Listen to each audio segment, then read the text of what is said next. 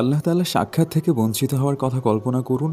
হাদিস শরীফের ভাষ্য হচ্ছে, জান্নাতে জান্নাতীরা আল্লাহ তাআলা সাক্ষাৎ লাভে ধন্য হবে। কারো এই সুযোগ একবার হবে, কারো প্রতি বছর হবে, কারো প্রতি মাসে হবে, কারো কারো প্রতি জুমার দিন হবে। আর কিছু লোক তো এমন থাকবে যাদের প্রতিদিনে এই দৌলত নসিব হবে। আর যে ব্যক্তি দুনিয়ায় অন্ধ হয়ে জন্ম নিয়েছিল এবং নেক আমল করেছে, গুনাহ থেকে বেঁচে থেকেছে, শকর ও সবরের জীবনযাপন করেছে, তার এই সৌভাগ্য নসিব হবে যে সে সর্বদা আল্লাহর দিদারে মগ্ন থাকবে।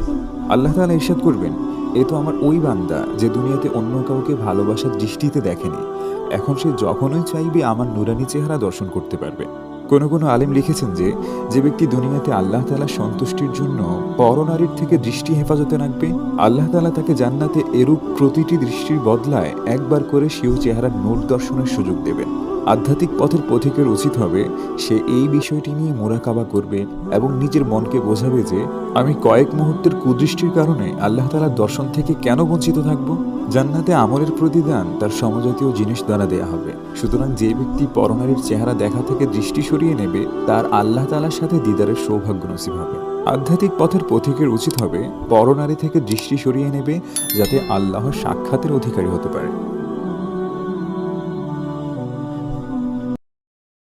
আসমানের আয়োজন দুনিয়ার আবেশে আসমানের আয়োজনে।